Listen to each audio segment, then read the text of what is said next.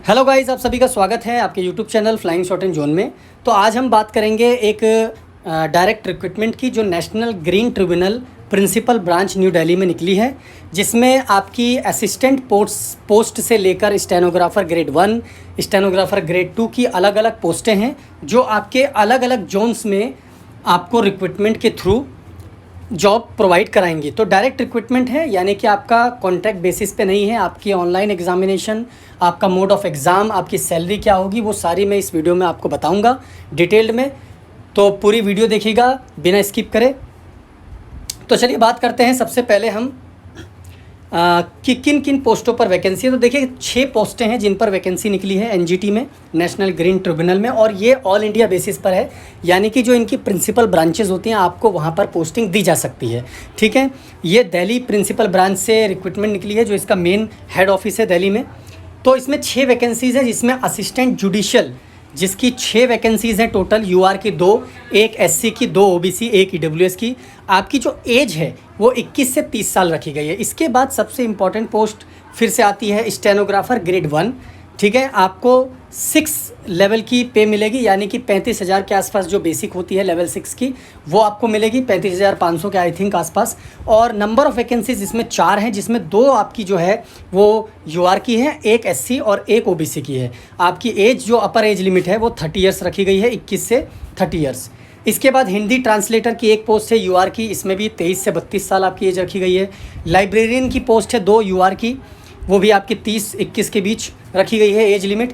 इसके बाद आपका स्टेनोग्राफर ग्रेड 2, जिसमें 9 वैकेंसीज़ हैं टोटल, और 6 वैकेंसीज़ इसमें से यूआर में हैं, एक वैकेंसी एससी कैटेगरी में है, एक ओबीसी और एक आपका ईडब्ल्यूएस कैटेगरी में है। एक आपका जो हॉरिजेंटल रिजर्वेशन जिसमें आता है एक्स सर्विसमैन का, वो आपका इन्हीं में एक दिया जाएगा। ठीक है, स्टाफ कार ड्राइवर की बात करें, ऑर्डिनरी ग्रेड पे जो होता है 2, ठीक है, 19,900 का लगभग एलडीसी के बराबर होता है। तो 5 इसमें जो है आपकी पोस्टें हैं, 2 यूआर की है, एक आपकी ओबीसी की है, और 2 आपकी ओबीसी की है, और एक आपका जो है वो ईडब्ल्यूएस की है। तो इसमें जो आपकी एज लिमिट है वो 18 से 27 रखी गई है।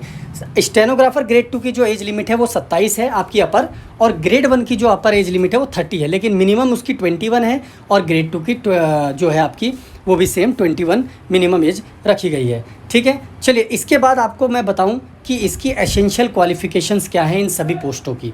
तो पहले अगर हम बात करें असिस्टेंट जुडिशियल की, तो 7th लेवल की लेवल 7 आपकी सैलरी होगी, अच्छी खासी सैलरी होती है लेवल 7 पर।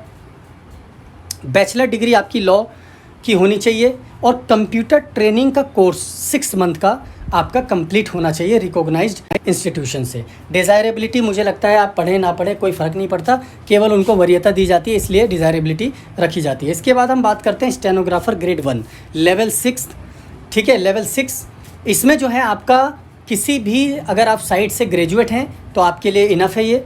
इसके साथ साथ आपका जो स्किल टेस्ट है वो 100 वर्ड्स पर मिनट की 10 मिनट की डिक्टेशन आपको दी जाएगी, जिसको आपको 50 मिनट में इंग्लिश में अगर आप देते हैं तो, और अगर आप हिंदी में देते हैं तो 65 मिनट्स में आपको उसको ट्रांसक्राइब कंप्यूटर पर करना पड़ेगा। ठीक है, अलग से इसमें कोई टाइपिंग नहीं है। लेकिन एक चीज़ और इसमें ऐड है कि आपको 6 मंथ का कंप्यूटर ट्रेनिंग कोर्स कंप्लीट होना चाहिए किसी भी इंस्टीट्यूशन से।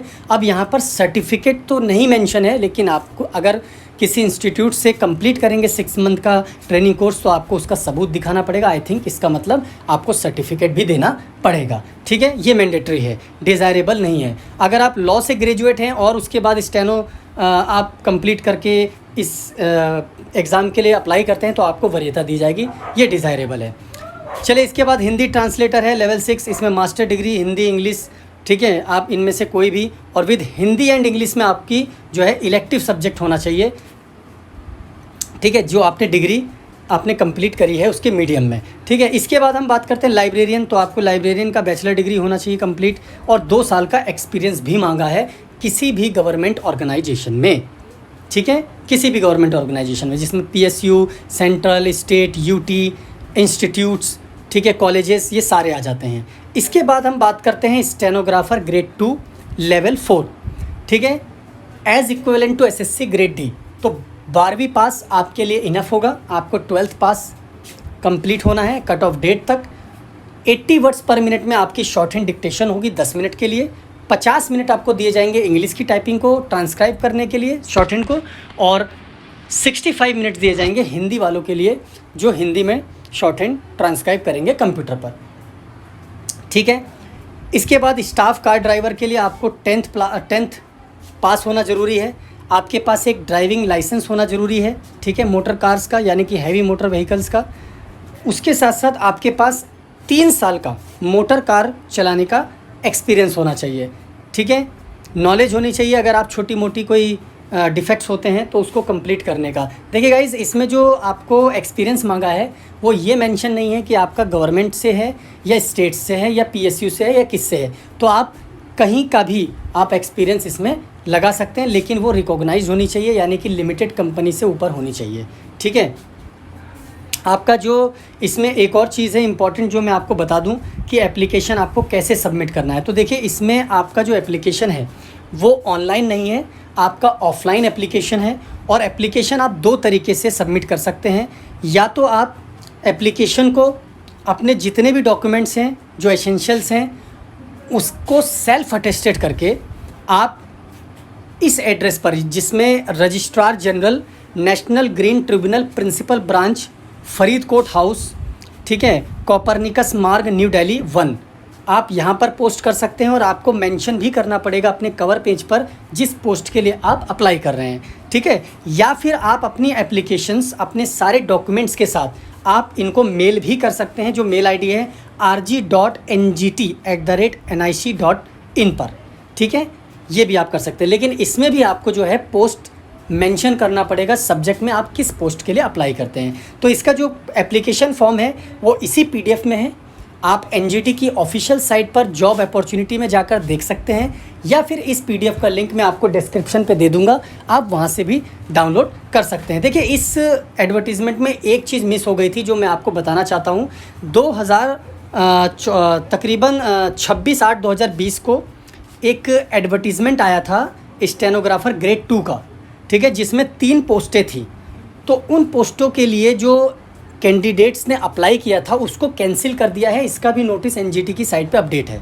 लेकिन उन कैंडिडेट्स का कैंडिडेचर कैंसिल ना करके इस वैकेंसी में उनको मौका दिया जाएगा, यानी कि इस वैकेंसी में उस 3 वैकेंसी को क्लब किया गया है। तो उन 3 वैकेंसी के लिए जिन लोगों ने अप्लाई किया था उनको दोबारा से अप्लाई करने की ज़रूरत नहीं है। ठीक है, इतना ही था। सो गाइज़, अगर ये वीडियो इन्फॉर्मेशन आपको अच्छी लगी हो, लाइक और शेयर ज़रूर कर देना। अगर आप चैनल पे नए हैं तो चैनल को सब्सक्राइब करना ना भूलें। इसका मोड ऑफ सिलेक्शन, इसका क्या सिलेबस रहेगा, सिलेक्शन प्रोसेस किस बेसिस पे होगा, वो मैं आपको अगली वीडियो में बताऊंगा। तब तक के लिए चैनल के साथ बने रहिए। Thank you so much.